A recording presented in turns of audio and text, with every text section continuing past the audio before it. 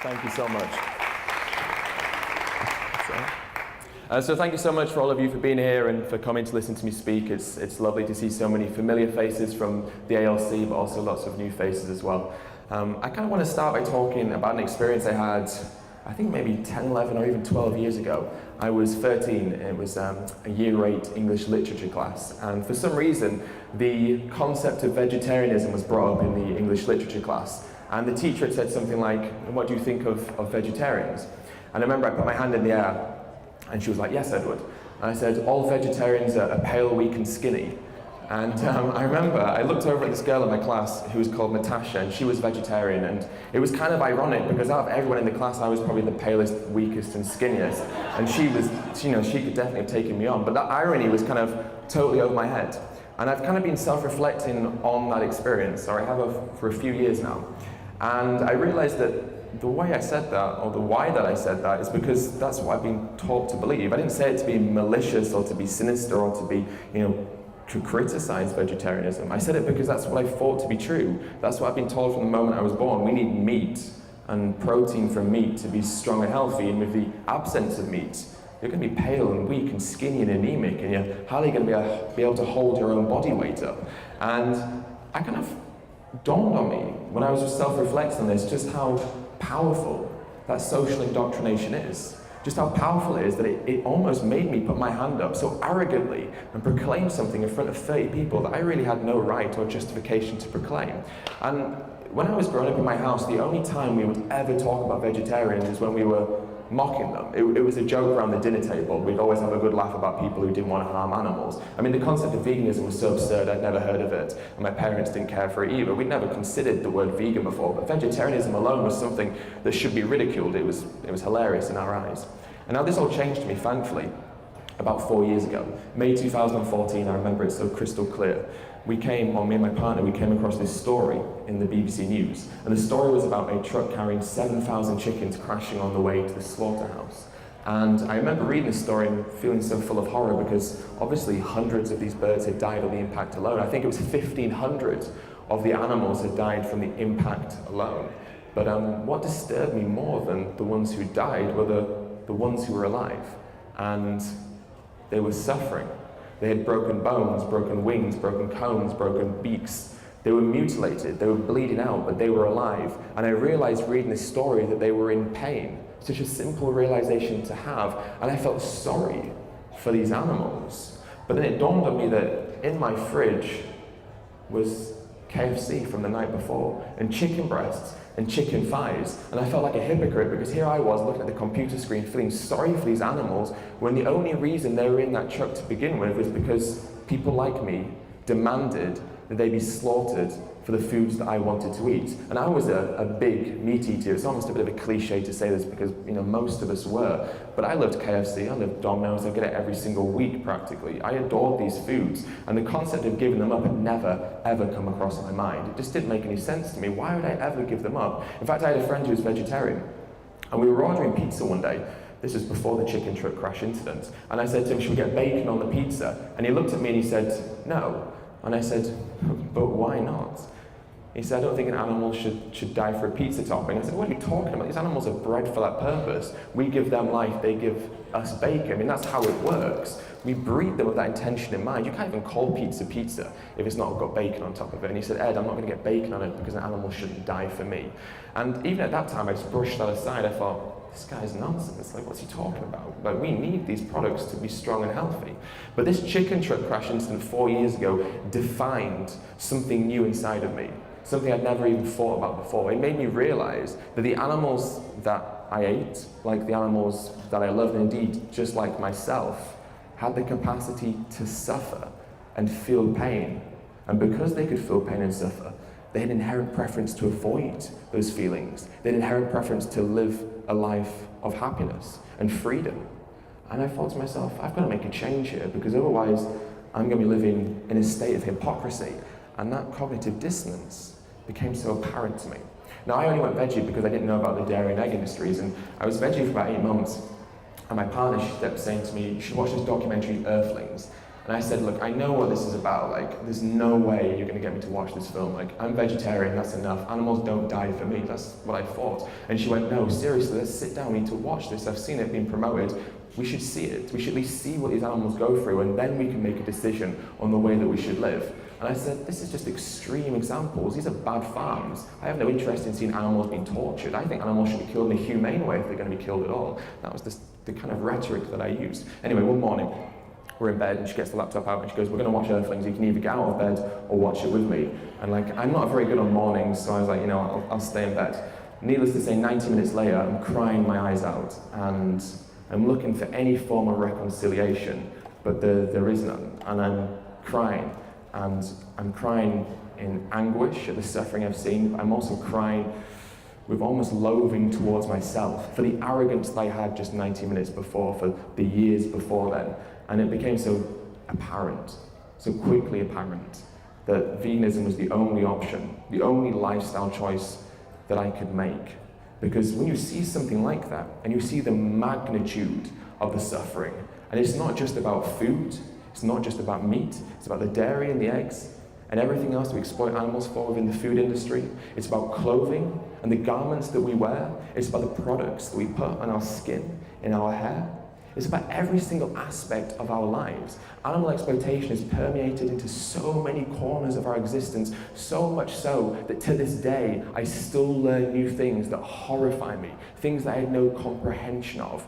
So veganism at that time was the only logical thing I could do, otherwise I'd be stuck again in that state of hypocrisy. But again, I was one of these vegans who was terrified, so scared. I didn't want to be labeled as preachy or extremist or a militant. I was terrified of that. So I kind of went about my day. I was at university at the time, so I'd go to my uni. I'd have friends that were eating every animal product that they could get their hands on. I just wouldn't say anything. I'd just have my vegan avocado and toast or whatever it was at the time, but I wouldn't speak up. And this all changed for me one day when I'd just seen COWSPIRACY of all films. And I went into my university and I said, you've got to watch this film, COWSPIRACY. Like, it's crazy. Like, the stuff in this film is so eye-opening. Like, you have to see it. And this girl, I remember her name, Rihanna, she came right up to me and she said, yeah, but soy farming's really bad for the environment, you know. And I didn't know what to say. And I kind of froze. And in that moment of hesitation, because I didn't know how to respond, she got this look on her face, and it was a look of pure smugness. And it got under my skin so much, because I knew that she would turn away, and she'd go out the door, and she'd go and eat her next meal, and she'd do so with an eased conscience. Like, she would feel fine about the next meal that she had. And that look of smugness stuck with me. And I thought, never again do I want to see that look of smugness. So I thought to myself, right, what went wrong? Quite simply, I didn't know what to say. She gave me an argument or an excuse to try and debunk veganism, and I didn't know how to respond. So I said, right, well, I've got a clear task ahead of me. I need to make sure that in future, when people ask me something or give me an excuse or argument, I know how to respond, or at least have an idea of how I should respond, so I don't get stumped again. So I set out on a mission to learn as much as I could and absorb as much information as I possibly could. And that was really the start of my activism, because the more information I knew, the more I had this compelling feeling to speak it. And it dawned on me that silence is complicity. And even though we may be removed from those industries, if we idly sit by and let others continue to perpetuate them, we're still complicit in the continuation of them. Being vegan simply isn't enough. And I had that realization. With that knowledge came a responsibility to spread it and to educate others. Because I wish so ardently that I'd been vegan all my life. And I wish that someone just shook me at the earliest opportunity and said, Ed, look what's going on, wake up. Because if they had done, maybe I'd have changed earlier. So even though we have these conversations sometimes and someone might seem defensive or argumentative or it might not make us feel comfortable, when they go vegan, and everyone will one day, when they go vegan, they'll be grateful for that experience and they'll be grateful they changed. So we owe it to everyone, even if they don't want to hear that message, we owe it to them to speak it to them. Now, we have a reputation of being angry and of being sometimes militant. I mean, I'm proud of being militant, like, that's fine. But this reputation of being angry. And people use it sometimes as like a demeaning word, and I think it holds a lot of negative value. But I think it's understandable to recognize why it is that we are angry. Let's just start off with the animals, okay? So Every single second, we slaughter 3,000 animals globally. That translates to about 56 billion land animals every single year, and as many as 2 to 2.7 trillion marine animals every single year. These are individuals, lives with their own unique personalities, decimated, murdered, destroyed for our selfish desires and our egoic tendencies and wants to consume their flesh and their secretions. The problem isn't just that we kill so many of them, it's that billions of them are raised in places called factory farms where they're denied access to sunlight and fresh air, where they're mutilated by being castrated, having their tails chopped off, their teeth cut out, where they have their horns disbudded. We forcibly impregnate these animals, we take their babies away from them, we exploit them for what they naturally produce for their babies, and then, when we can no longer exploit them, we take them to slaughterhouse, where we hang them upside down and cut their throat, or lower them into gas chambers. Even just saying that to you now makes me feel angry. The absurdity and insanity of the things that we do to animals every single second of the day should put that fire inside of us, that anger, that burning inside of us. Let's also just consider that animal agriculture is responsible for causing some of the worst environmental calamities that we are currently facing as a species. Up to 91% of Amazon rainforest destruction is because of animal agriculture. It's responsible for decimating our oceans, creating oceanic dead zones. It's also responsible for the fact that we're in the next largest mass species extinction. It's literally destroying our planet, the only home that we have. We have this one planet, and our consumption of animal products is destroying it right in front of us. And I always think it would be ironic if it wasn't so cruel. But it's incredibly cruel because people are unconsciously and blindly killing themselves as well every single day. They believe the propaganda of these industries that have money to make, and as a consequence, heart disease, certain forms of cancers, type 2 diabetes, osteoporosis, Alzheimer's, hypertension, and all our other leading diseases and illnesses are plaguing Western society and killing people blindly and without discrimination, all because we consume products that come from violence and death. And so inside we think to ourselves, it's such a simple swap from an animal-based diet to a plant-based diet can solve and cure so many of the world's ills. And yet so few people often seem to care. No wonder we feel that frustration and that anger inside of us. We should feel that frustration and anger inside of us. But that emotion is a negative emotion, and it can consume us, and it can be detrimental to the cause that we are fighting for. So the question becomes, when we feel that inside of us, that burning, that passion, that fire, that anger, what do we do with it? We have to channel it. We have to use it productively and efficiently to channel our activism, because it's no good sitting with frustration. You have to act on it. And if we act on it and we become active on behalf of the animals, that's how we can quell that feeling inside of us, translate it and change it and make it into something positive. When we realize that our life is a vessel to create change, and that our existence is not only for us, but for every single living being. Because make no doubt, there's not a single living being alive today who is not negatively impacted and affected by our consumption of animal products. So when we feel that, and then we recognize that we have the power to create that change, the question is, how do we do it? Okay? We want to change, we want to create that change, but what now? And it's beautiful because every single purchase that we make creates that change. Every time we buy a product in a supermarket or a restaurant or a cafe or wherever it is that produces or serves some form of animal product, and we buy the vegan, plant-based option, we're voting for the world that we want. We're voting with our wallet for the world that we want to create. So every purchase that we make is creating a different world. How simple. But that's not enough. Sometimes people say to me that veganism is the moral baseline. It's the absolute moral baseline of how we should live our life. And I don't think this to be true. I believe that vegan activism is the moral baseline. And there's an analogy that I heard that I like to use frequently because I think it summarizes perfectly why this is the case. And the analogy goes, there's a man walking down the street and he sees another man beating a dog with a stick. Now the man with the stick beating the dog says to the first man, I have another stick. Come join me and we'll beat this dog together. Now the first man has three options. The first choice he can make is he can say, sure, you're doing it, you've got another stick, it must be socially acceptable, I'll join in and we'll kill this dog together. The second option or choice the man can make is he can say, I see what you are doing. What you are doing is wrong and immoral, and therefore I will not participate in the killing and beating of the dog. But most importantly, if the man makes the second option, the dog still gets killed. You see, veganism, that is, in essence, veganism. Veganism is non-participation. It's seen in industry or an action that you don't agree with and saying, I will have no part of it. No longer will I support it. But importantly, the industry or the action still continues. Now, the third choice the man can make is he can say, I see what you are doing.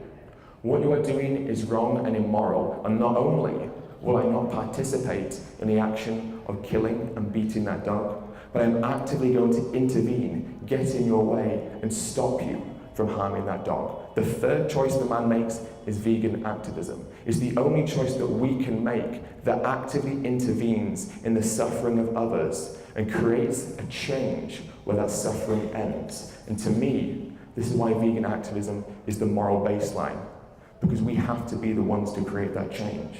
Because it's simply not good enough to sit comfortably in our own vegan bubble, in our own vegan echo chamber, and pretend that this no longer happens, because it does. And as long as it does happen, we have a duty to stop it.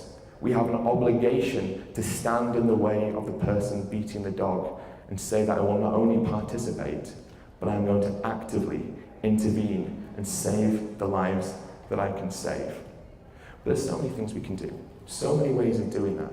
And you don't have to do what I do. You don't have to do what anyone else here today does. You have to find that thing inside of you, that spark, that thing that makes you feel passionate, that thing you care about, that thing you're skilled at, you're qualified at, that you're trained at, that thing that makes you tick. What can you do with the skills that you have in your life to create change for others? There's an infinite number of things that we can do. And as individuals, we all have individualistic talents and skills, which means we all have something that we can bring to the table that is unique and personal to us, which means that we all have a voice that should be heard. It means that we all have a life that should be given to fight for these animals and to fight to push this movement. Now I see in front of me today a room full of people, each with that voice to create the change the world needs to hear, each with that voice to make a difference, because often we get told that one person can't make a difference, but I promise you it only takes one person to create a difference. And we are a room of individuals, which means that we all can make that difference, but when we come together and we're unified, and we're a global community, which is what we are, a community of millions that exists on every continent and in every corner of the world. And we all strive to create that same movement, that same change. So when someone says to you, one person can't make a difference, remember that you can, but remember that you're not alone, and that you will never be alone. And even in those times of isolation and alienation, we feel at loss because our family or our friends won't talk to us, or surrounded by people who go against the actions that we so desperately care about. Remember that every second there are people fighting for the same fight that you care about and creating that same world that you care about. Now I use words like fight and battle and war, but I think it's important to understand that the fight that I'm referring to is not a fight of violence. It's not a fight against nations or people or culture or religions. It's a fight against ignorance and apathy. And the only weapon that we need is the truth and the courage and empowerment to speak it. We have everything in our favor because the objective reality of what is going on is horrifying and horrific.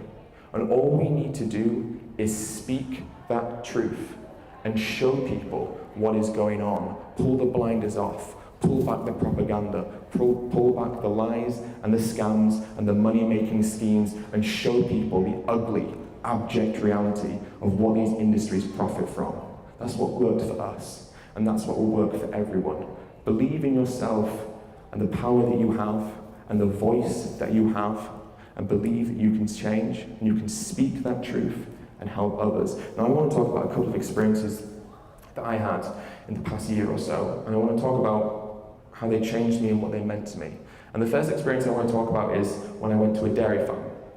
And we were at dairy farmers in Tel Aviv, and this particular farm, we were wandering around, and the farmers, or at least the people who worked on the farm, knew we were there. And they didn't seem to really care, they didn't seem to really mind. I don't know if they knew what our intentions were or if they just didn't care about our intentions. But anyway, it became painfully apparent to us that one of the mothers there had just given birth to a calf. And the farmer had told the person, Tal, who was with us, that they were going to take the baby away from the calf. And we decided that we should bear witness to this, we should film it, and we should upload it and hopefully spread what happens to these animals. But I remember filming as the farmer came into the pen where the newborn calf was, and this newborn calf was so freshly born. She was still covered in her mother's uterus, she was still covered, she was still steaming, she was so newly born, and her mother was still licking all of the uterus and all of that off her. And I remember watching as the farmer came in and loaded this baby into this trolley, and pulled this baby into the trolley, and then wheeled the baby out of the pen. And I saw the mother as she followed as far as she could, and I was stood next to the mother. And we followed as far as we could, and the farmer closed the gate right in front of her. And that was the last time she'd ever see her child, as she watched as the farmer continued to wheel and trolley the baby away from her. Now I looked at the mother in that moment, and I looked in her eyes, and I saw what I expected to see: pain, anguish, fear, but there was something else that disturbed me even more. It was confusion. She looked at me, and in her eyes there was confusion. She was pleading at me. She was asking why. Why won't you do something? Why won't you help? But why is this happening? And I realized then that what disturbed me so much is that we do these things to animals, but they don't know why we do them. They're born into a world of suffering and pain, where they're exploited and mutilated, but they don't know why. This is all they know, their existence, but it has no meaning to them. It has no significance to them. They don't understand what's going on. That pained me so much. And so I went to see where the baby was, and I sat in front of the baby who'd been put in this prison, a male prison, an isolation area. And I put my hand through, and I tried to comfort the baby as much as I could. And the only thing I could say was, "I'm sorry." But those words felt so empty to me. They were meaningless almost. I was saying sorry to this baby who'd just been taken away from their mother, who was either going to be put into the dairy industry herself, or if they were male, would be slaughtered, or sold for beef, or killed for veal. And all I could say is, "I'm sorry." And it felt so insignificant, redundant. It felt like empty words. And as I was putting my hand through the prison bars, I realized that I could get up and leave whenever I wanted to. This prison didn't exist for me. I could go home and sleep in my bed and spend time with my loved ones and live the life that I wanted to live. But this baby, this was their life now. And they would never escape that existence until the day that they were killed. And I thought to myself, what am I going to do about this? Because saying I'm sorry isn't going to help. So I made a vow in that moment. And the vow that I said to myself was that as long as I have blood flowing through my veins and oxygen pumping through my lungs, and with every second of life I am given, I will fight. And I will do what I can, because I recognize that I can't save this baby now, but I will dedicate my life to making sure that in the future, no other mother and no other baby will have to suffer the pain, anguish, fear, and confusion that these two beings in my proximity will ever have to feel again. I made a vow to do what I could to make sure that in the future no animal will suffer in the ways that animals do today, that no animal will suffer in any way like they do today. And so when I left that day, I left with despair and hopelessness, but I left with that newfound feeling that I understood what it is that I had to do, because in that moment I saw the real consequence of what people's actions cause. And I saw for the first time, or I understood properly for the first time, what that fear looks like in their eyes, and what that confusion looks like in their eyes. And the second experience I'd like to share with you is when I went to a pig save in Manchester in England.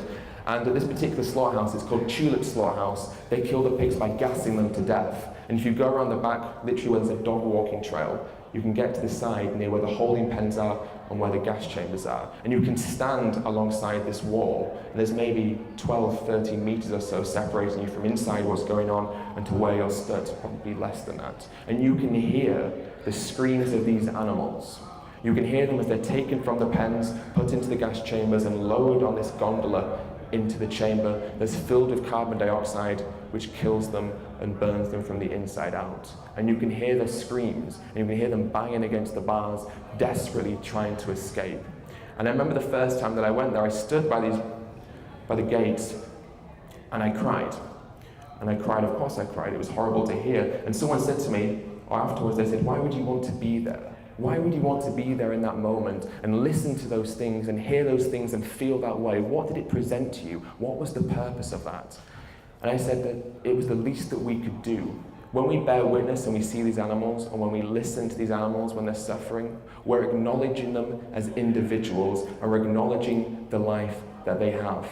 These industries desperately trying to commodify and reduce these animals to numbers. But when we bear witness, and when we see them, and we look at them, or we hear them, we acknowledge them, and we do the exact opposite of what these industries want us to do. We see them, we hear them, we feel them, we smell them, and we acknowledge them. And we say that we won't be brought into this paradigm that wants to reduce these animals to nothing, but we will see them as the being that they are. And even if it brings us to tears, and even if it fills our hearts with pain, it's the least that we can do. Because if we were the ones suffering or being taken to these hellholes, we would want those who claim to care about us to recognize us, to see us, to acknowledge us, and then to fight for us. This is why activism is so important. Because if it's us in their position, we would expect those who said that they cared to prove it and to fight for us. So if it was us in that dairy farm, or in that slaughterhouse, or in that laboratory, or in that fur farm, or being dragged across India to have our skin taken off us and used for leather, what would we want those who claim to care about us to do? What would we expect people like us to do?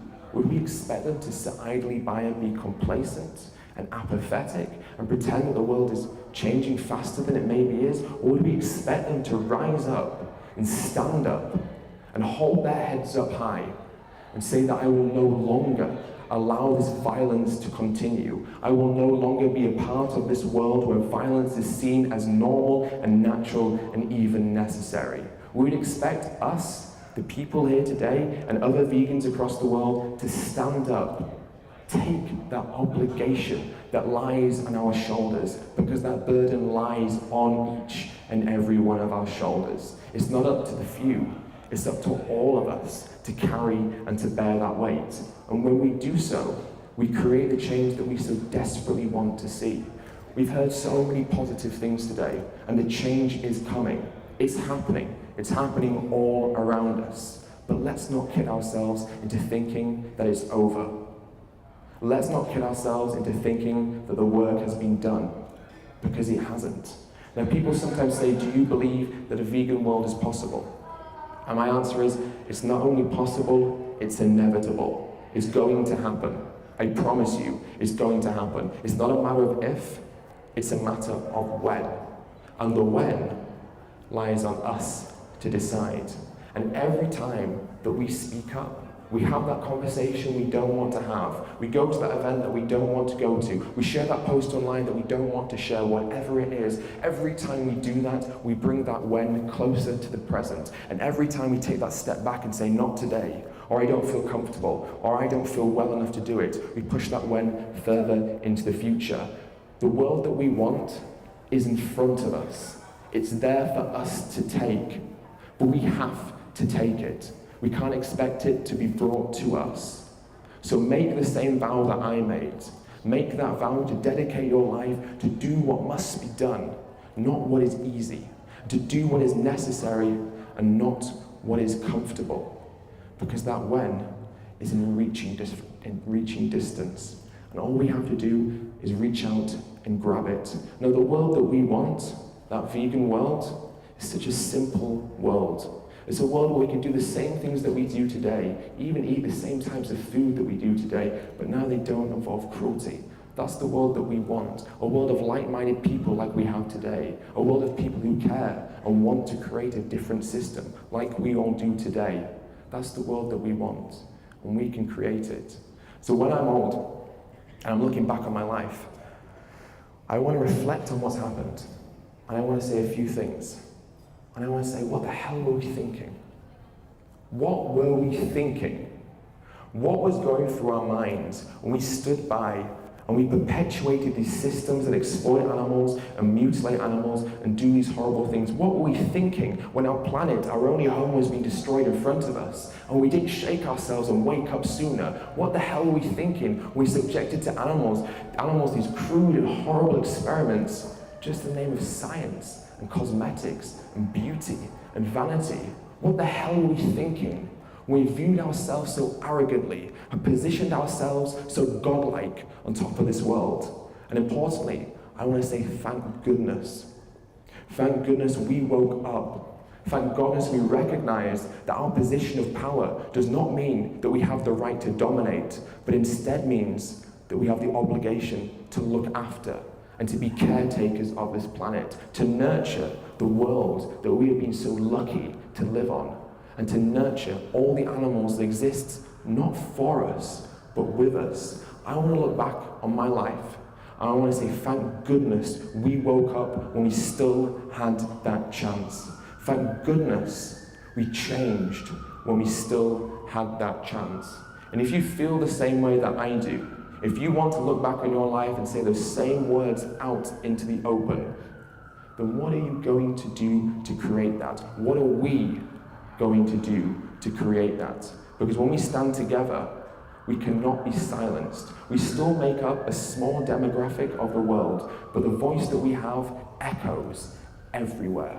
People hear us, people see us, people are sick of us, but people are listening to us. So every time we come together, remember that we are unified, that we are united, and that change that we want, we so desperately dream of, that we think about when we go to bed, and that we hope for when we wake up in the morning. That world, that dream, we can make a reality. Thank you so much for listening.